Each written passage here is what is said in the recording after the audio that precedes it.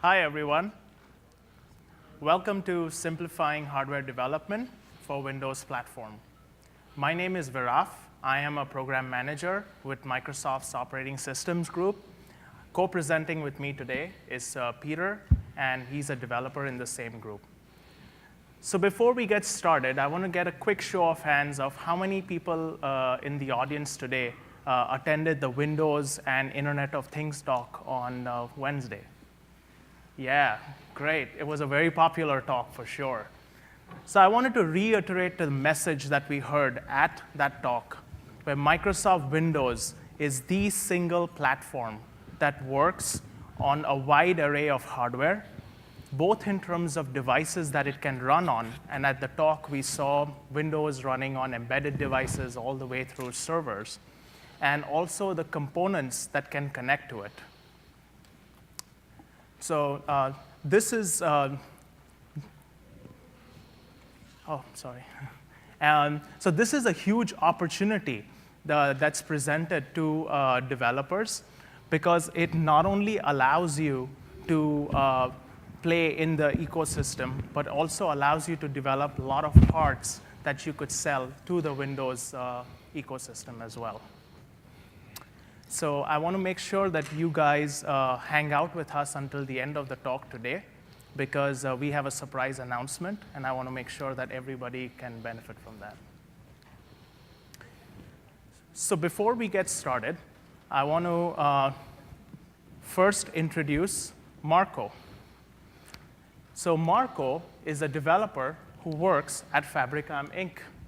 And Fabricam manufactures and sells a lot of accelerometers into the embedded devices space. Now, Marco just got back from a conference, and he learned about the exciting opportunities that Microsoft provides for the Windows ecosystem. And he really wants to leverage those opportunities for Fabricam. Marco is also a self-proclaimed Linux guru. And he has got extensive background in developing software, not only for embedded devices on the Android side, but also in various Linux platforms. But he's new to Windows. So that is an important distinction that I wanted to make over here. He wants to write Windows software for Fabricam accelerometers so that will help Fabricam sell their parts into the Windows ecosystem and hence help them grow their business. So let's see how we can help Marco get successfully started. Next, I would like to introduce Julia and Matt.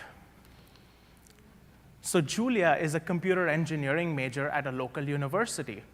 She, along with her teammates, are working on this exciting new device. It's a tablet form factor device, and it's targeted specifically for the doctor's office.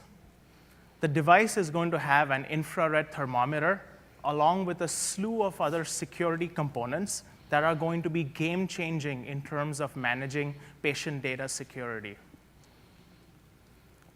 So the tablet hardware is going to be manufactured by an ODM, and Julia and her team are not going to have access to this hardware until much later in the project lifecycle. They need something right now in order to get their software started. Does this sound like a familiar problem? A lot of our hardware vendors have told us that this is something they hit all the time. The last developer I would like to introduce is Matt. So Matt is more like me. He loves to tinker with software and hardware in his free time. Matt is currently working on a device that he would like to connect to his TV, and he would like to browse the internet. The other project that he's working on, being a big home automation buff, is he's got these brand new set of automated blinds for his media room. And he wants to have the ability to control those blinds using an ambient light sensor. And he wants to program that ambient light sensor to a Windows machine. What kind of hardware and software does he need in order to get started?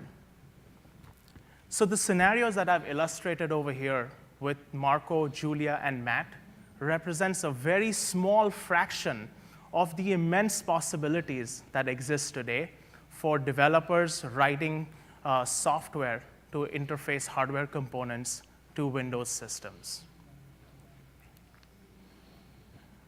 So let's see what our developers need in order to get successfully started. First and foremost, they need a hardware development platform.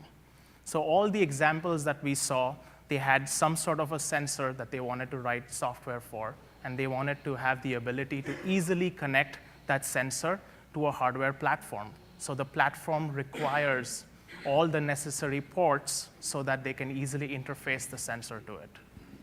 Next, the hardware platform has to be readily available. We need to have the ability for our developers to either go to a store, a local electronics store, or they could go online and purchase a hardware development board.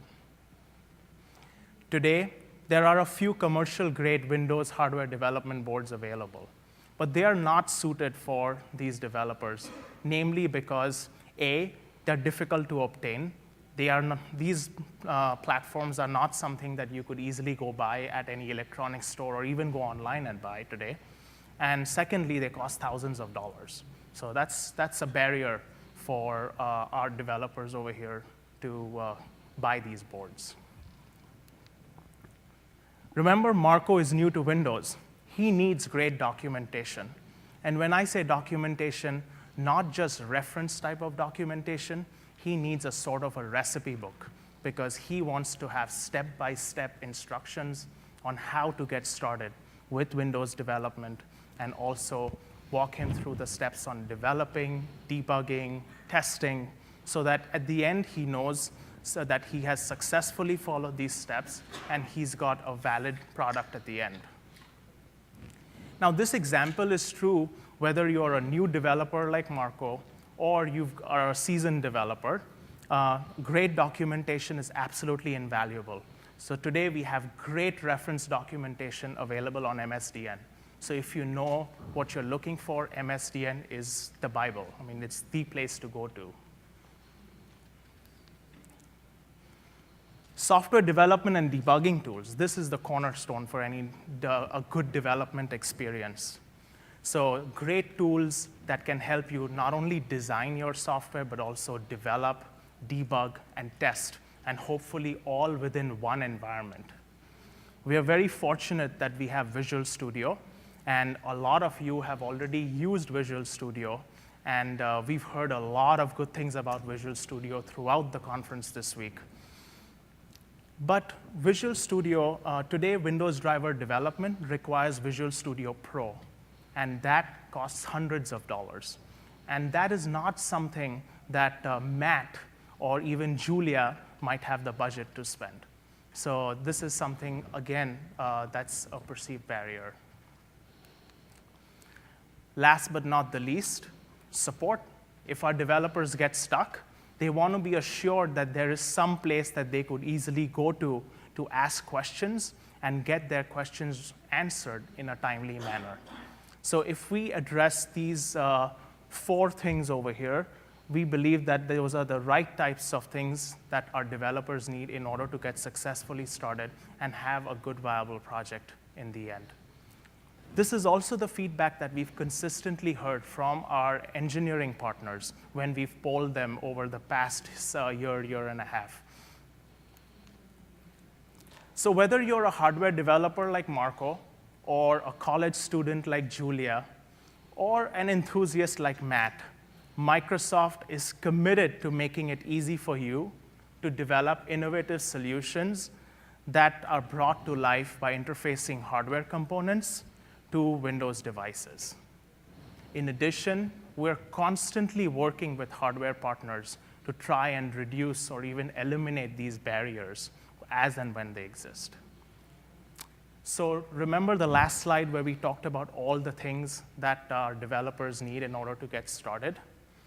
I would like to invite you to join me and Peter as we walk you through the steps for simplifying hardware development for Windows. At this point, I would like to invite Peter to help us walk through the first step, which is hardware development platforms. Thanks, Prof.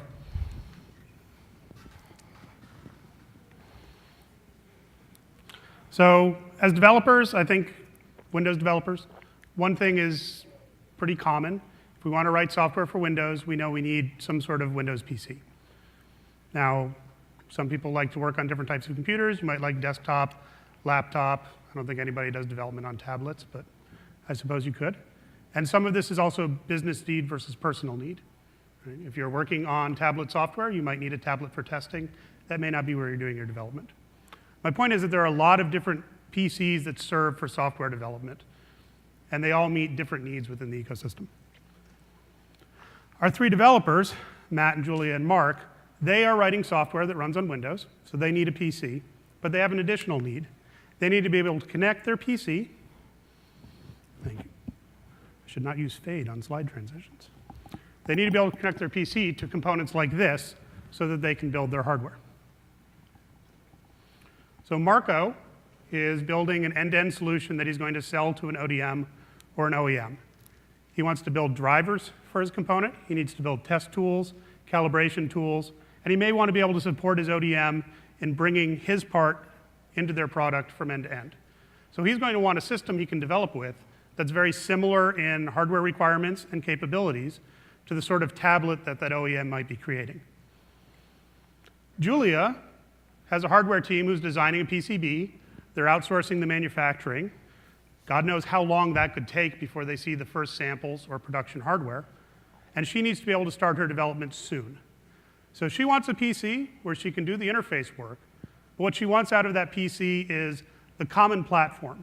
She wants to know that she can move her drivers, her services, and even her apps from her development platform over to the final hardware when it's available without a lot of distraction and a lot of delay. And Matt's pretty easy. Matt wants to take this thing and put it in a plastic box and stick it behind his TV. So he doesn't want to pay a lot of money. He doesn't want to have to call anybody for a quote. If he's like me, he doesn't even want to talk to anybody on the phone about the hardware. He definitely doesn't want to have to buy the hardware before he can find out what it does. I hit this one a couple months ago. He just wants to be able to go online with his credit card and click a couple of buttons and buy his board and have it delivered right to his couch. So if you think about what these 3 sort of archetypical developers need, if you boil down that set of requirements, they're all doing different business things, but in the end, I think they need 3 core things. They needed access to low-cost, off-the-shelf development boards, some sort of development system they can just go buy easily.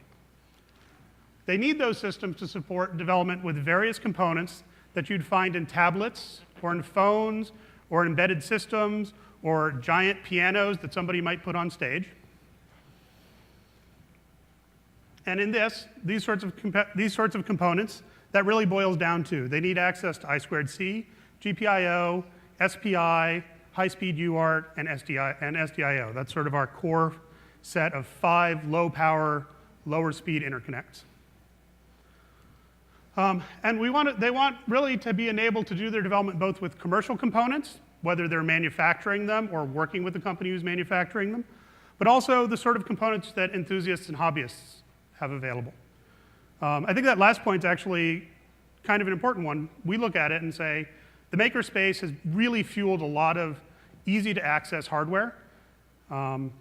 And there are a lot of parts out there now where you can go out and buy something like a level shifter that might have been very hard to get access to before and stick it into a circuit so that you can wire things end to end. Now, the problem we have is that this PC doesn't exist today. Aside from that, we're good. The desktop PC was the old sort of workhorse of hardware development. If you knew somebody who wrote drivers or worked with hardware, they probably had some sort of build-yourself or big OEM tower PC. And those were great for PCI Express. They're great for USB devices. They're great for wireless devices. Anything that you plug into the PC, anything outside of the PC, they're a good system. Laptops are good for that too. But if you need to wire your component into the PC, you probably don't want to take a soldering iron to your motherboard in order to wire onto some header that you think might be an I2C header. I sure don't. I've burnt enough hardware, I really, really don't. There are embedded boards. Steve Teixeira talked about some of these in the IoT talk. There are some good ones out there. But in general, what I've found with the embedded systems boards is those are the ones that are hard to get. You may not be able to find their specs online until you talk to somebody. You do have to call for a quote because you want to buy one and they want to sell you 1,000. You have to pay a lot because you want to buy one and they want to sell you 1,000. And then you have to pay another $1,500 for a carrier board because they sold you something that's in a SODIMM and you need to actually like plug cables into it also. So they're great for going the distance to build a system.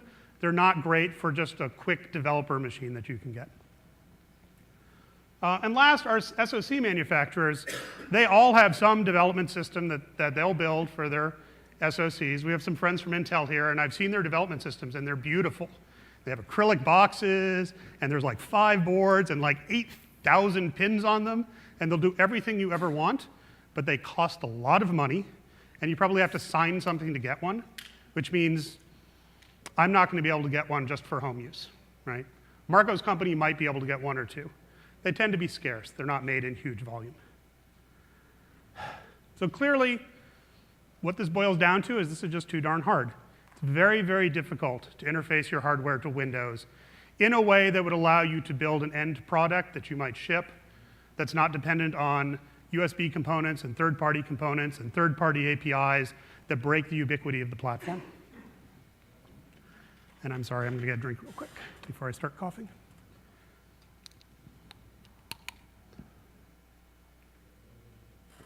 Oh.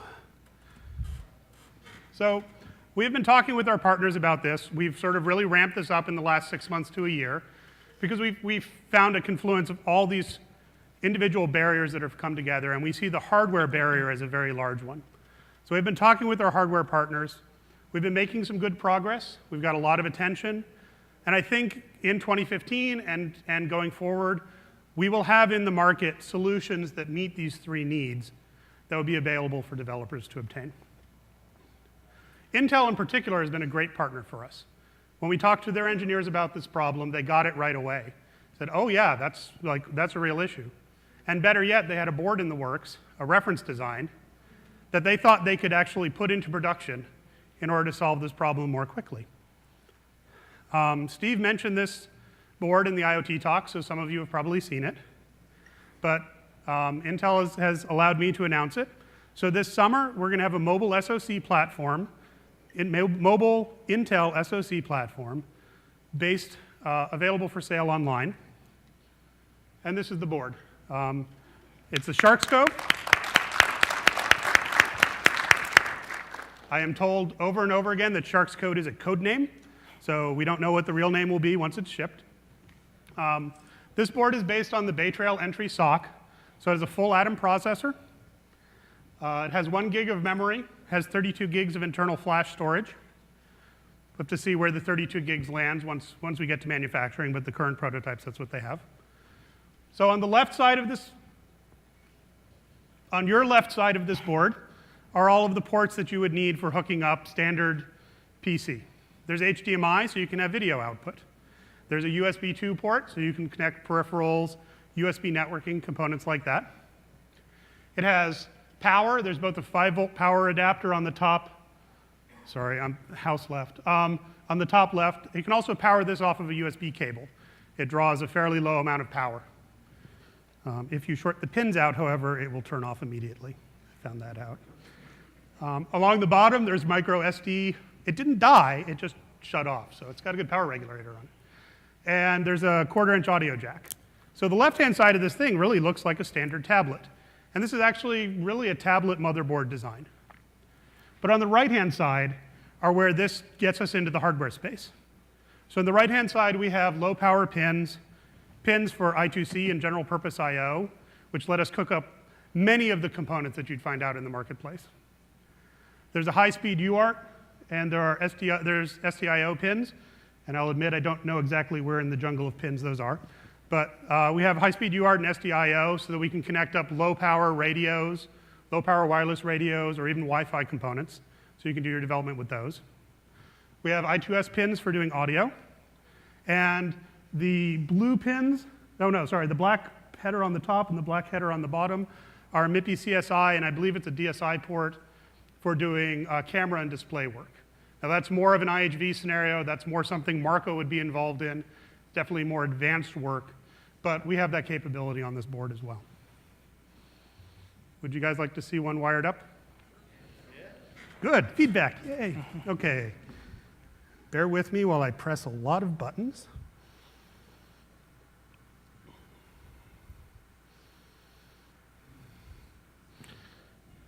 Yay, okay, I can see what I'm doing. So, okay, I'm going to use my fingers. They're giant compared to the parts. So here we have wired up an ADXL accelerometer. Actually. Okay. We bought this red part off sparkfun.com.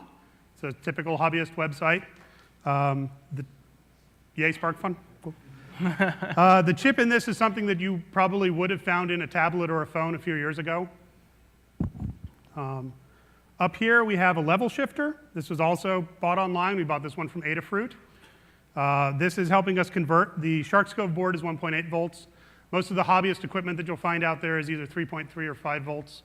So you need to be able to shift levels in between. This is why I think enabling the makerspace is really valuable for us. This would have been a real pain in the butt for me, even if I had a sample chip. This made it really, really easy. In fact, this little blue wire here was the first attempt at adapting this to 1.8 volts, which involved cutting a trace and then soldering on a new pin to the other end of a capacitor. And thankfully, we have somebody who can actually solder, because I wasn't able to do that. And now I'm a little scared because I see a green line just sticking out. Okay, so we'll have to see how the demo goes. Down here, we have an OLED display. I'm not doing anything with this. I let the smoke out of it on Wednesday, as far as I can tell, and I'm terrified that if I pull it off the board, I'll break the circuit and it won't work again. So it's just there for decoration. So this is the SharkScove board. Would anybody like to see it in action? Yeah. Okay. Going to push a lot of buttons again. Again, bear with me. Let's see. So the Galileo board, before I push buttons, the Galileo board that you saw in the keynote, and maybe in the IoT talk, I think that's a really cool board, don't get me wrong. I really do like it, but it's a little limited in a few ways. One of them is that you can only interact with it in a very limited way, right? Terry showed interacting with it through the kernel debugger. I believe Steve showed it interacting with it through Telnet. Those are both valuable ways to interact with something. I have the Telnet server running on my development systems in my office if I just need a quick command line. But I'm used to using that desktop PC and doing my development there. I really like to have access to the registry editor, device manager, a console, local debugger, all of those things. So this is why I really, really enjoyed working with the SharkScove these past few weeks, because unlike those, this is a full PC. Please tell me I have a mouse. Oh, cool, awesome. So the SharkScove actually works as a full PC. This is running Windows 8.1 Industry Pro evaluation. This is one of our trial builds. And I can show you. Now, in order to do hardware development with Windows today, and I'll stress that today, even though I can't promise anything beyond today, but today you need to have a device driver. Now, we have a user mode device driver model. It's fairly easy to write drivers that work with hardware. You can do it pretty quickly. You don't have to worry about system blue screens and things like that. But you do need to have a device driver. And in order to load your driver, you need to convince the system that it knows about your accelerometer. So I've used our driver development tools. I was able to inject a small entry into the BIOS using those tools so that the system BIOS knows about our accelerometer. And if I bring up my favorite UI in the world, the device manager. Who knows device manager? Okay, good. Level setting for the crowd. Unknown device. Hopefully this is the right one. Yes, okay, ADXL345. I can assign it hardware IDs through the firmware, so that's good. Actually, if there's one more thing, I don't know if this works or not, but as long as I'm here, let's be daring and check it out. Nope, it's not running, so it doesn't have any resources yet. Now, this project, like I said, we need to have a device driver. It turns out, maybe just by coincidence, I'm not entirely sure, that we have a sample driver on the MSDN code gallery that's written around this part. Now, if I was doing this in a non-demo environment, I would probably have two computers. I'd have my big development machine with all my monitors, and I'd be doing my development there, and then I'd TS.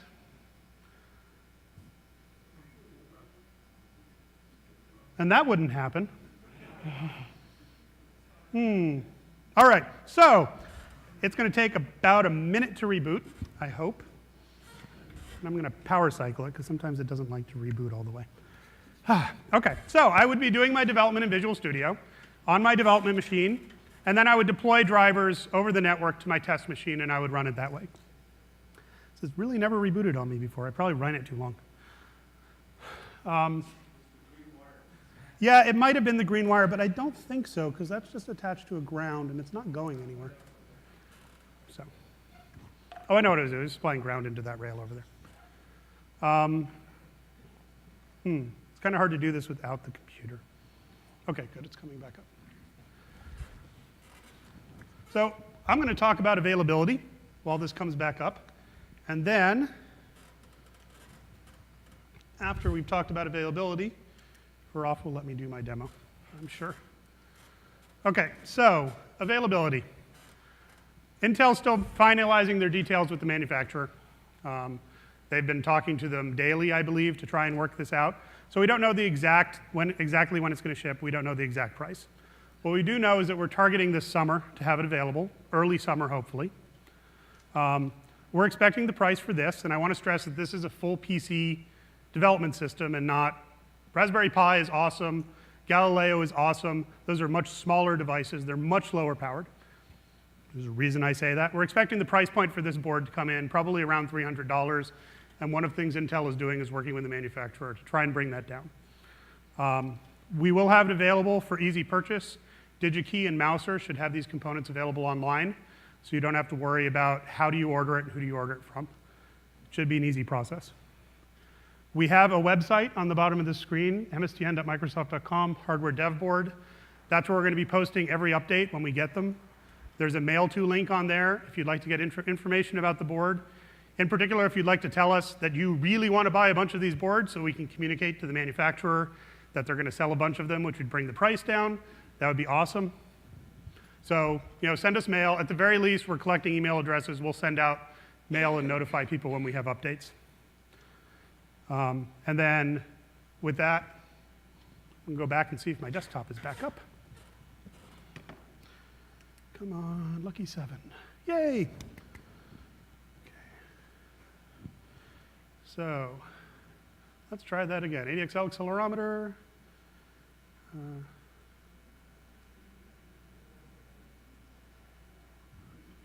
Come on.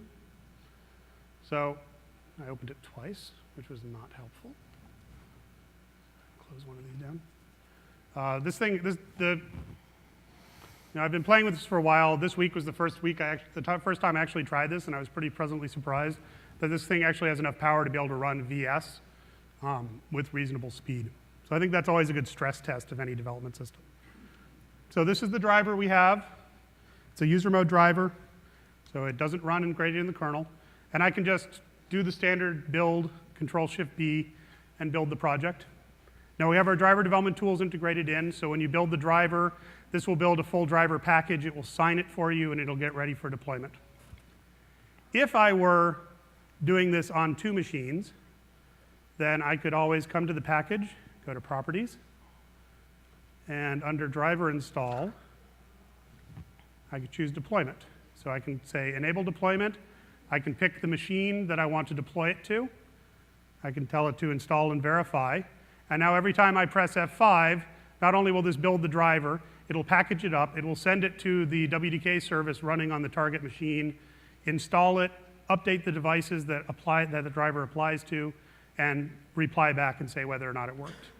If I wanted to debug remotely, I can set breakpoints, and as part of that F5 experience, I'll actually get broken in on the remote machine, and I can debug through Visual Studio.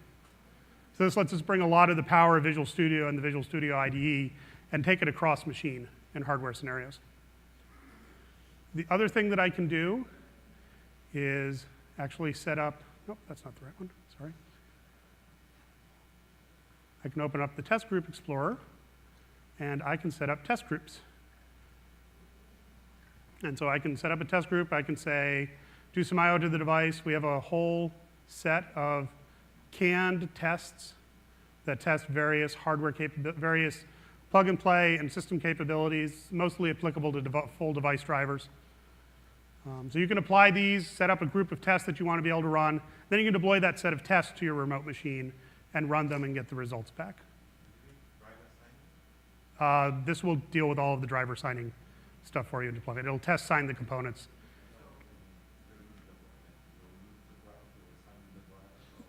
The driver development tools will sign the driver package for you with a test cert and then push it over to the remote machine.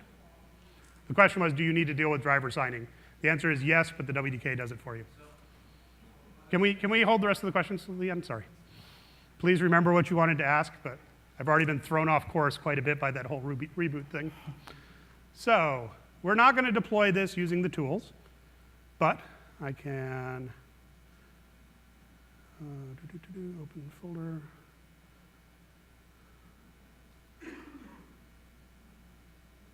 We can go deploy it manually. Oh, come on. This is why you should always put links to things you're demonstrating on the desktop. Update driver software. It's very easy to manually deploy the driver.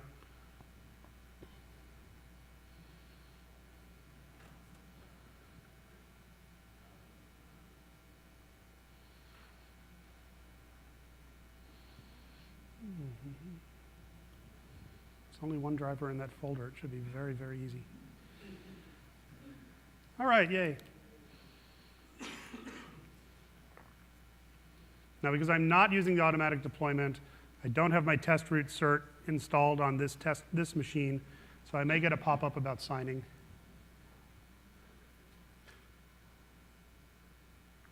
Yep. We'll install it anyway. This is one advantage of having the Sharkscope be a 32-bit based system, is you can ignore driver signing much more easily during development. All right, this is taking a while, which leads me to believe that something is probably not wired right here.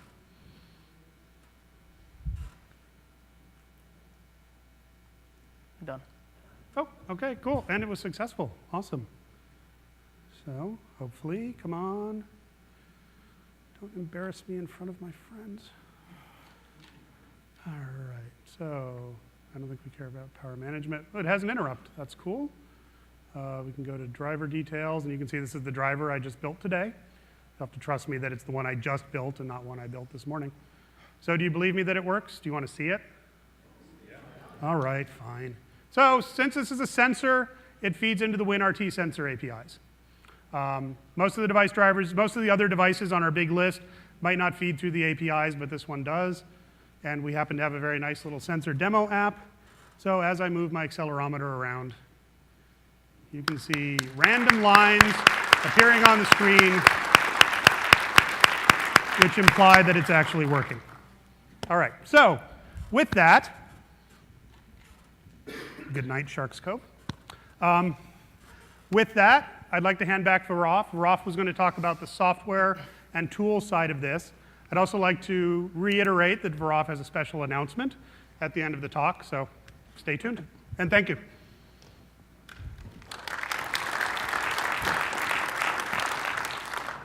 Excellent. This is absolutely amazing. Prior to having the Sharkscope hardware development board, it would have been really difficult for Matt, Julia, and Marco to make any sort of progress on their projects.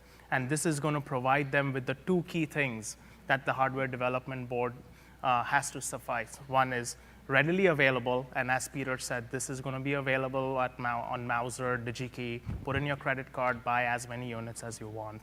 And secondly, it's going to be have all the connectors on the board. So whatever sensor or whatever Wi-Fi part, et cetera, I want to develop, it's easy for me to plug in and just get on with my business of writing drivers.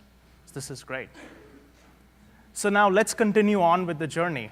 Getting a board is just the first aspect of that. Next, Marco, specifically, who is new to Windows, needs a great step-by-step hardware development guide. And we want to make sure that the guide is sequential, targeted, and guided. which means that it needs to basically provide a cookbook or a recipe book sort of an experience where it starts from the soups to nuts. It's the whole life cycle from designing, developing, deploying the driver onto the board, and finally testing it. At the end of the day, Marco needs to be able to successfully claim that, yes, I followed this guidebook and I have successfully built a driver. Now, the goal of this cookbook is not to be very exhaustive or reference type, because as I mentioned earlier, we've got MSDN for that, and that is absolutely amazing. The cookbook will have references to MSDN wherever it need be, so that way we will point you to the right areas in MSDN if we need more further explanation or details. So we're working on authoring several of these cookbooks, and I'm happy to announce today that we will have all these start showing up on MSDN in summer when the Shark's Cove comes around.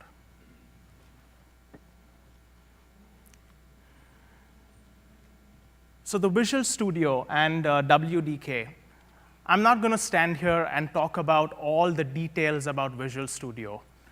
Through Build this week, we've heard several keynotes. We've all gone through many sessions where we've highlighted all the great investments Microsoft has made and continues to make to improve the developer experience and productivity using Visual Studio. Visual Studio is your one-stop shop for all your driver development needs, starting from designing all the way through deploying and testing. So just a few highlights about Visual Studio. You can easily develop using driver templates that are bundled in the WDK. Peter actually showed a great example of the accelerometer driver.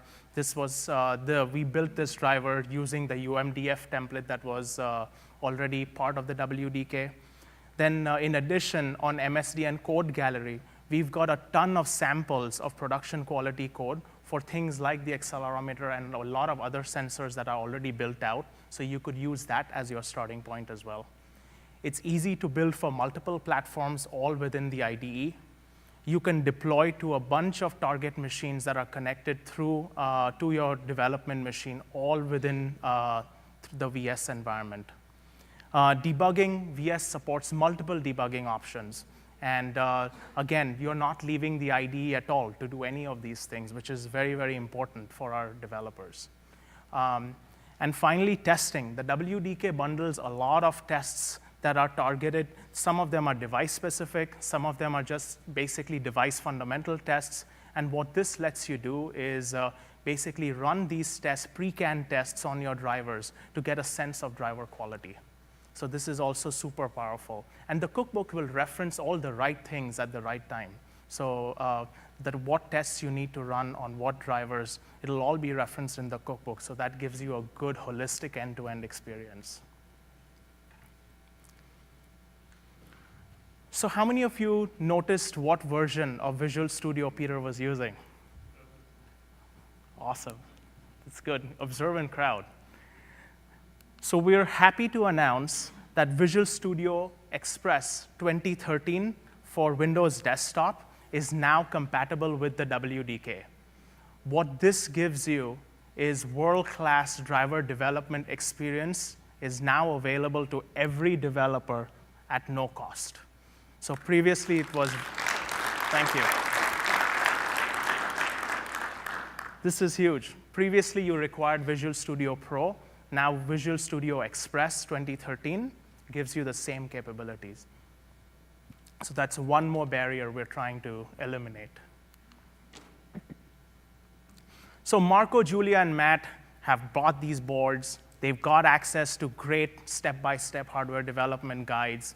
They've got free tools now, and now they need an OS and drivers so that they can actually get the board booting. So availability, ability to easily download the OS that works with the board by combining it with various drivers and softwares is critical for their project. For summer, the trial version of Windows Embedded 8.1 Industry is going to be is on MSDN, and the board Peter demoed right now had that version on it, and everybody will be able to use that OS for that development using the Sharks Cove. And I want to assure you guys that we are committed to making sure that price of the OS is not going to be a barrier for hardware development, and we'll continue working towards that goal.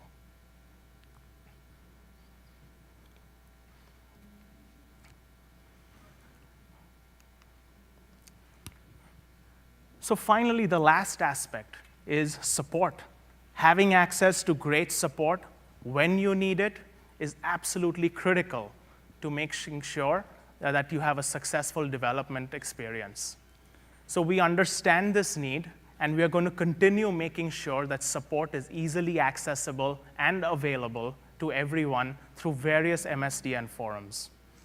The forums are a great place for you to get your questions answered related to driver development, not only by your community peers, but also by Microsoft. So we're going to continue investing in that and making sure that we'll have support available to everyone whenever it's required. So we've talked about a lot of new things today. Some of them are available right now. Some of them will be coming online very, very shortly. I just wanted to do a quick recap to make sure that I can reiterate some of the points that were conveyed today. First up is Windows hardware development boards. We saw an amazing demo of the Sharks Cove, an end-to-end demo. The Sharks Cove is a full PC. It's going to be available to you this summer. It's going to be fairly affordable, and it's also going to have all the pinouts required for you to start building your drivers. And it's going to be available at multiple vendors, so it's easy for you to purchase it as well. We're going to have multiple step-by-step hardware development guides targeted to different drivers, and these are also going to be available starting this summer. And this is one of the biggest pieces of feedback we've heard from our community, saying that, wouldn't it be great if we had something like this? And we realize that and appreciate that feedback, and we are going to make sure that we invest in it and we continue maintaining those documentation. Last but not the least, who doesn't like free development tools? And especially if it's Visual Studio with the WDK. So this is something that we're happy to announce, and it's going to be available starting today, actually starting with Wednesday. You can easily download the latest version of the WDK, and it's compatible with Windows Express 2013 for Windows Desktop. So again, I want to reiterate the link that Peter mentioned earlier, msdn.microsoft.com/hardware-devboard. This is going to be our main landing page. That's going to have all the information you need about the dev board, what the availability, how do you sign up to get more information. As the cookbooks become available, we'll have it linked up from that particular page. So stay tuned. Make sure you bookmark this page, because this is where you'll find a lot of new information.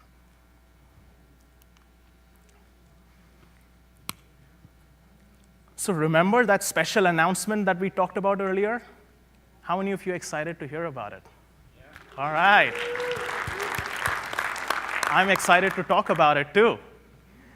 So we want you guys to use the Sharks Cove development board and start building your drivers as soon as possible. So when the Sharks Cove becomes available in summer, as Peter mentioned, it's going to be available to you for roughly around $300. As a special incentive for folks who are in this room today, we're going to offer the Intel Sharks Cove hardware development board at a discounted price of $99.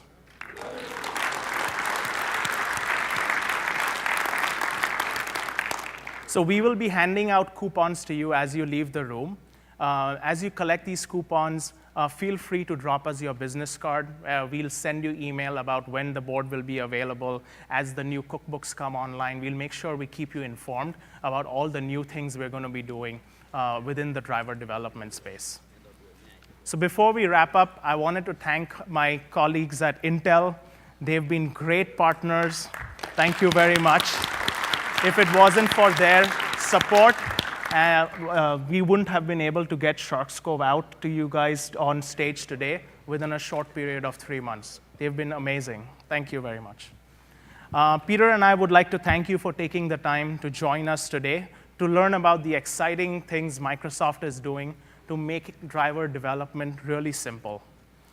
We realize that this is a journey, but we assure you that Microsoft is committed to continue working on this space to make it easier and remove any barriers whenever they exist.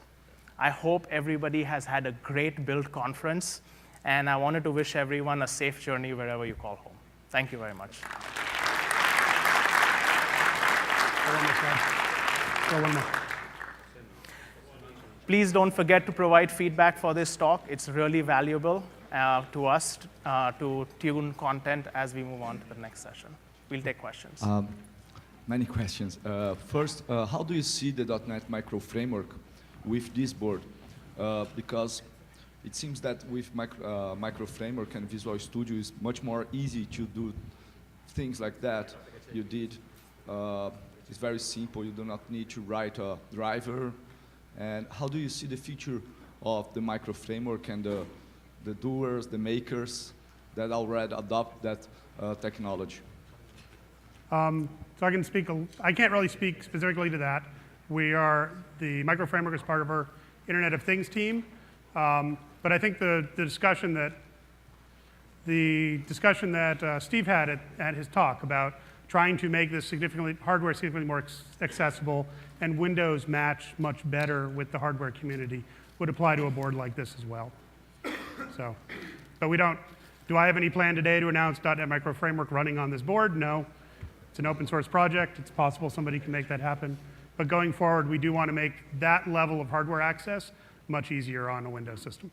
Yeah, because I thought that is kind of too much hardware for Internet of Things, and plugging sensors and playing with GPIO, like it's almost 10 times the price of the Raspberry Pi. Yes. And this, like we said, so if Steve has his pyramid of devices, and this is on the top of the pyramid. This is more geared towards point of sale and handheld tablet. This is one piece of hardware. Okay. Galileo is the other end of that spectrum. You could hypothetically see other devices filling in the middle over the course of a year or two. Yeah. Yeah. Sorry, yes, Arduino too. Right. Yeah. Okay. Yes, bare metal device. So. Yeah. Okay, But thank you. it's a very good Congratulations observation, for the talk so thank and you. for the progress. Yep. Thank you so much. Thank you. You never really talked about the test harness to get WCL approval on drivers. Can you address that a little bit? Are you going to have more documentation on it? If we do a KMDF driver versus UMDF driver, I mean, do you have more documentation on that sort of thing? So the guides we're putting together would ideally cover through certification. So we'd have more step-by-step instructions about how to build a driver for a component and get it through to the point that you could certify it and ship it. We don't have anything specific to say about the hardware portal or that certification process. So we're still building out that the step-by-step guide, and as Peter mentioned, testing is definitely one of the big chapters that's going to be addressed in the guide, and certification at the end on certain parts have certification requirements. So we're going to make sure that when you're going through the guide, we don't leave you hanging at the end. We at least point you to the right places on MSDN which are relevant to the areas that you're doing in order to get that whole end-to-end experience. So we'll make sure that we'll have that. But this is great feedback, though. Question also related to certification. You have shown the tests, right, for the drivers in the Visual Studio. Are they somehow synchronized with RCK Studio, or they're just generic tests? The tests that we have in there are out of the WDK. Out of the WDK. Yeah, the WDK test suite. So the HCK tests also show up in the Visual Studio. Right. But they, I know that there are some RCK filters, right, that kind of patches some tests to make it work better. So these tests are not synchronized with RCK tests, right? So I mean, there are tests that are included in RCK too? There are tests that are in the HCK, there are additional tests in the HCK beyond what are included in the WDK. Right. HCK is mainly for the certification aspect of it, while your WDK tests are more like device fundamentals. They're also related to Okay, I understand. Thank you. Are there going to be any more plans to do a WinHEC or a driver development conference like we used to do, 5 years ago? That would be awesome feedback to leave on Yes. your evaluation form that you would Yeah. really like to have a hardware Seems engineering like a big conference. hole since you stopped doing Yes. that. Just my opinion. Great feedback. Yeah. I can't disagree with you in public or private, so So is this going to be the optimizing compiler, or is it just going to be the Express compiler that we get here? And are you going to have all the static analysis and all the other stuff that, full driver development stack should have? Yeah, I mean, as part of the menu that Peter showed, we are going to have your static driver verifier. You're going to have your your code analysis tools also all included in VS Express. Yeah, because you kind of, when you do Visual Studio, you charge a lot of money to get all that tools, and now you're giving it for free, which is great. okay, thanks. Thank you. So right now all the mobile platforms are on ARM processors. So is there any plans to extend this to ARM process? Because driver development is kind of, the driver which I write for Win32 won't work on ARM. There are some differences. So we brought this platform online. This was our priority, given what we could do with Windows and where we thought Windows was going to go this year. We have been having discussions with some of the ARM partners also, but there's nothing we can specifically announce. From the point of view of a driver, I think our key thing is, because these are all off-sock components, there's not that much difference between running on an x86 architecture and running on an ARM architecture. It should just be a recompilation. Exactly. So you can still do your driver development here Yeah. and do your testing here. Just compile. That will Yeah, apply very well to the ARM side as well. Correct. This side. This side. Oh. There is some similar projects in the market running ARM processors. So will this Windows run also on other boards similar to this board? Do you have any specific boards you're asking about, or? There is for Broadcom and for Qualcomm similar boards. So those are both using ARM processors. Right. This is using an x86 processor. So We don't have an ARM yeah. solution at this time. We don't have anything to announce right now, but stay tuned. Okay. With this new combination of Visual Studio Express and the VDK, this is only for user mode drivers or for all kinds of drivers? All kinds. Kernel mode. Kernel mode as well. Okay. Excellent. Thank you very much. Thanks. And thank you for coming to Build.